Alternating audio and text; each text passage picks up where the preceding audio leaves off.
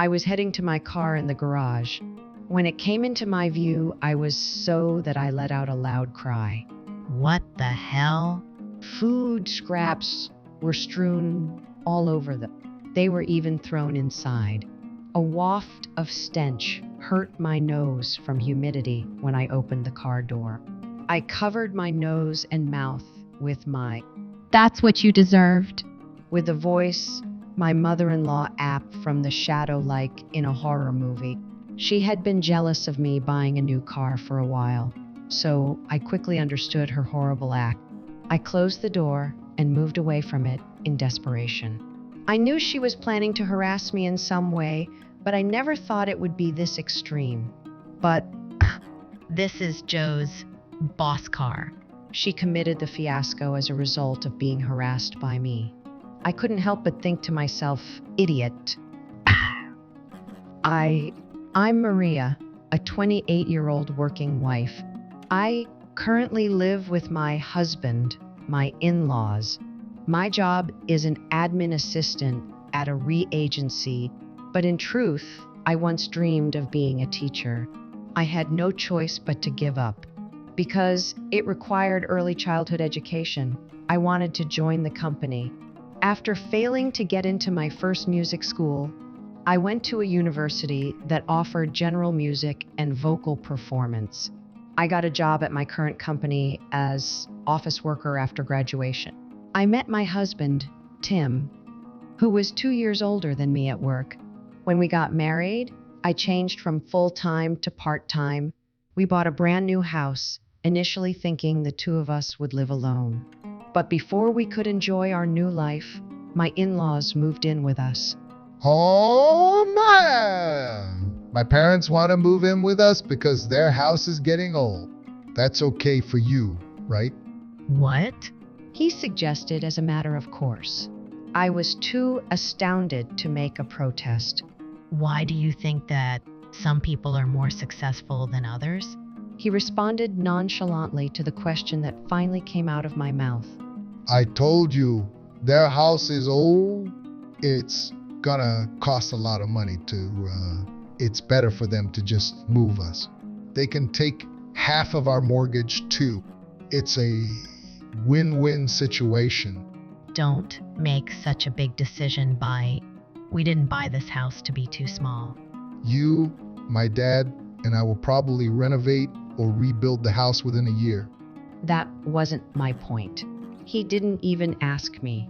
And because the house was old, they brazenly planned to tear it down. I wasn't happy about it at all, but shrugged it off. Joe, my father-in-law, still worked. Of course, he wasn't that young. By the time we upgrade the house, he was going to be around retirement age.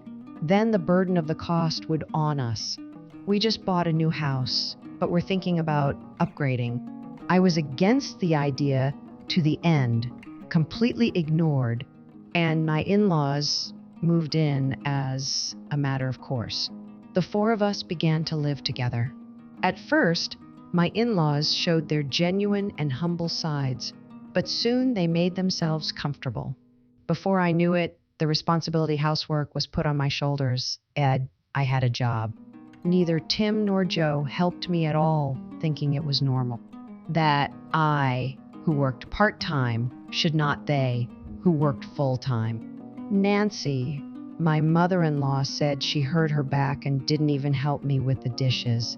Furthermore, she started harassing me on grounds of jealousy, that I had a higher savings account balance than hers. She used virus tactics to cause me headaches.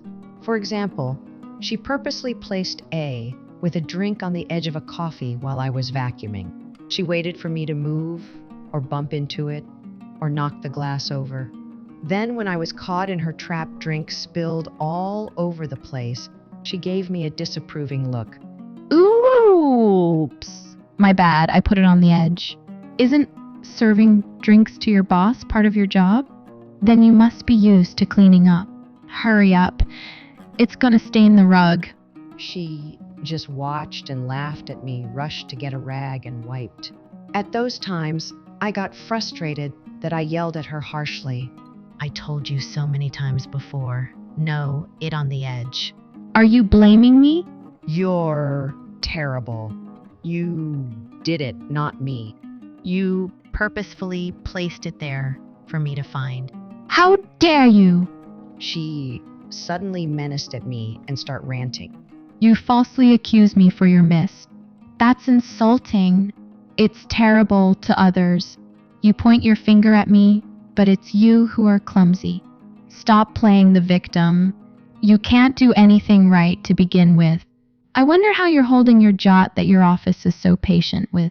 If I were your boss, I would have fired a useless employee like you immediate.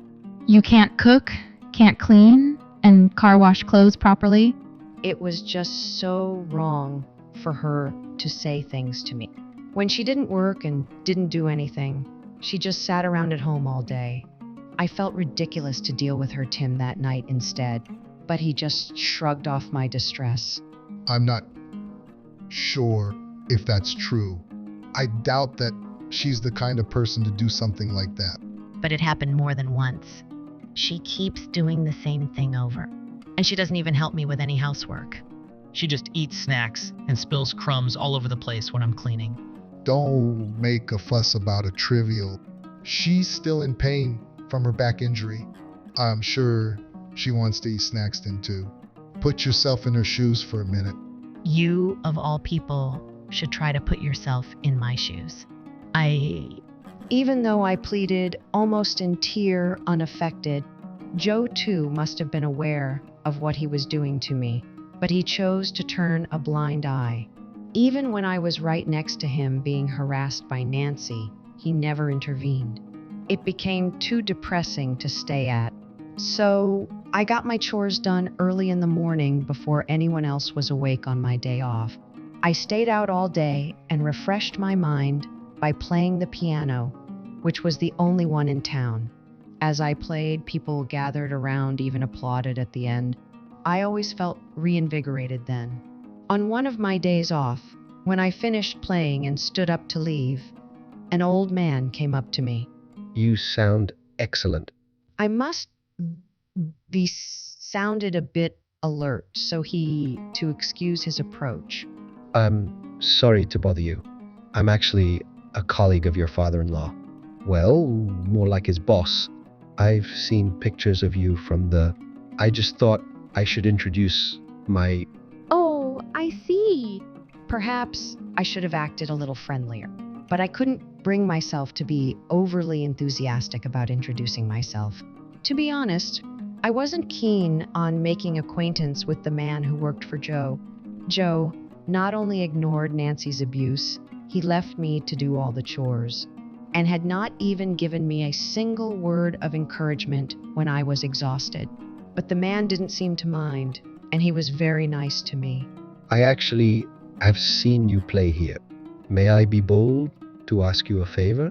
I would like you to teach me how to piano. I exclaimed at his indeed a bold request. The man's name was Mr. Miles.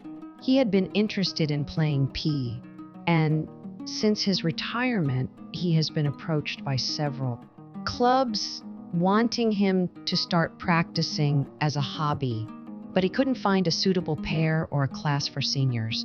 When he was about to give up on his found me there. Of course, I will pay the fee. Oh, I see. You'll be doing me a favor and making it for me, so you'll certainly be paid. But I'm not sure what Joe would say. I'll speak to him myself, so don't talk about him. But it's still a nuisance, isn't it?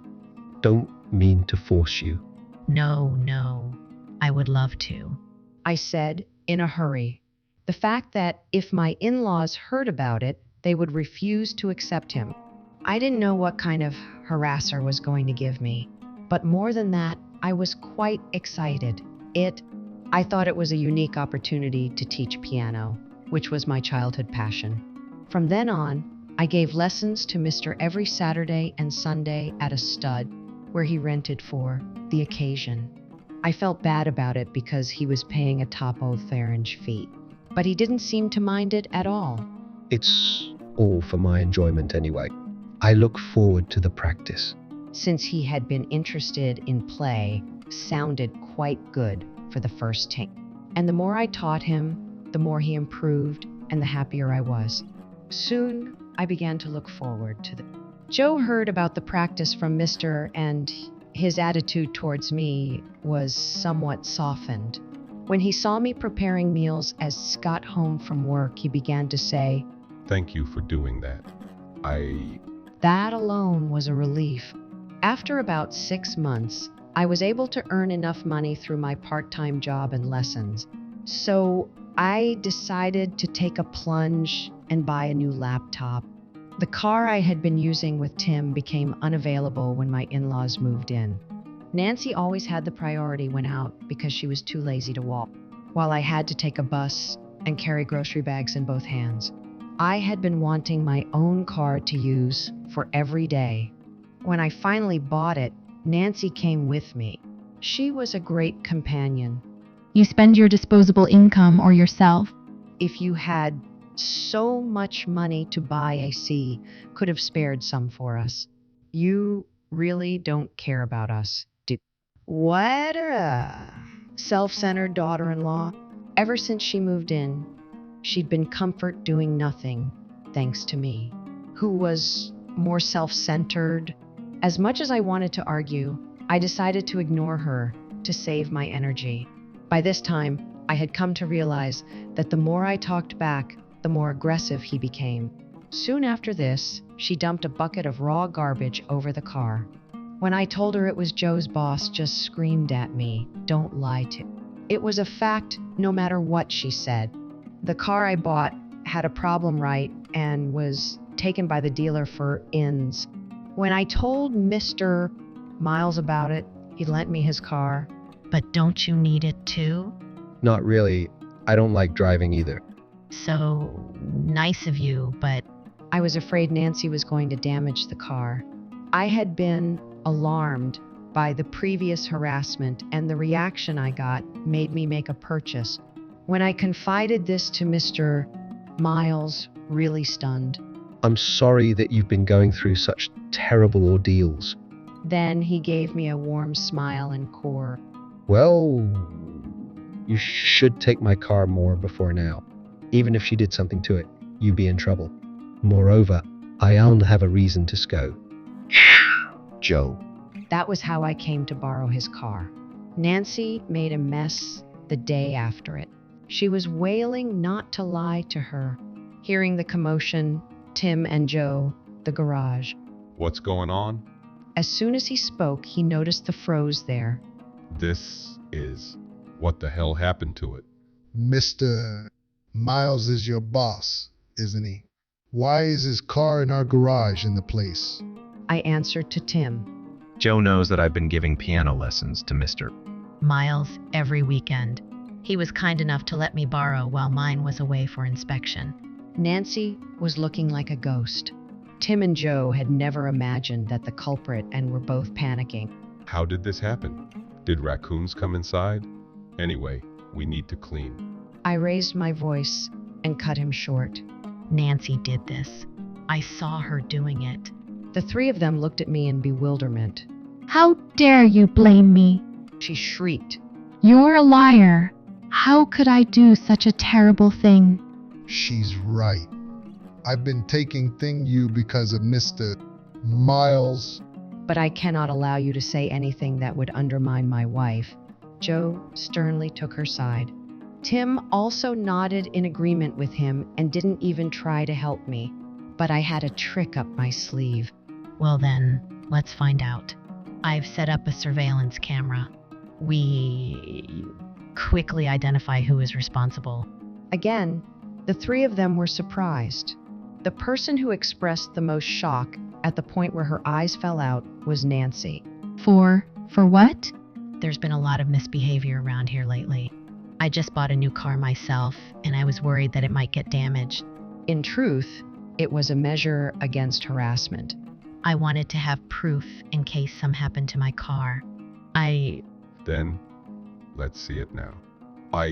Joe, who seemed to believe Nancy's story, was so determined to find out who was responsible. Tim agreed. Let's do it.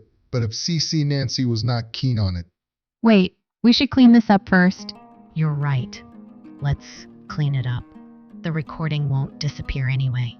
But probably we can't get rid of all stains and smells, even if we clean. Joe gave me a stern look and said, How can you be so calm? You rented this car, so it's your responsibility. You brought shame on me. I'm telling you, it's Nancy who did. Enough with your false accusation. Let's check the recording now. If you're wrong, you know there will be consequence. He made a threat, but as soon as he realized he was being recorded, his demeanor changed completely. His face went pale. Nancy, I'm so sorry to hear about your loss. Please know that you are in my thoughts and prayers during this difficult time. If there is anything I can do to help, please don't hesitate to let me know. He asked her in a trembling voice. We're suppressing his anger. She responded in despair. It's not what you think. I did it on purpose. You know I'm not capable of doing that thing. It was an accident. She stammered, and Joe grimaced at her. You're caught on camera. You were trying to frame me by damaging my boss's car. That's not true. So why did you do it? If Mr. Miles disfavors me, it won't affect my career. You know it, and yet you did it. No, you're wrong. I'll never want you. I thought it was Maria's car. She was so upset by Joe's accusation that she dug her own grave with all her might. An awkward silence fell in the garage. You were going to do such an atrocity on me. I broke the silence, pretending to beat. Afterwards, Joe frantically apologized to Miles. Apparently, he was severely scolded. Mr. Miles told me all about it. I told him that his wife was this case, but it's not irrelevant to say that turning blind eye to her abuse on, he was as much responsible as her. And then Joe was given a demotion. I was stunned to find out that he had such authority. He wasn't just a boss to Joe. He was also part of the upper management. I told Tim that I did not feel safe living under the same roof as Nancy and her new husband. I was fortunate enough to have the financial resources to take the plunge right away. I wondered myself why I put up with this time. Tim tried to resist with all his might, but the surveillance video alone was sufficient grounds for divorce and for alimony. Joe, who was demoted, and Tim, who divorced all because of Nancy, were off. I heard they treated her with spite, and sometimes they fought all night long. As for me, I am really refreshed now. In addition, I went on to open my of piano school using the experience teaching Mr. Miles. I'm so fortunate to have had him as my student. Moreover, he is very satisfied with that. He brings other people to that. Piano classes are a huge success for I'm finally living a fulfilled life.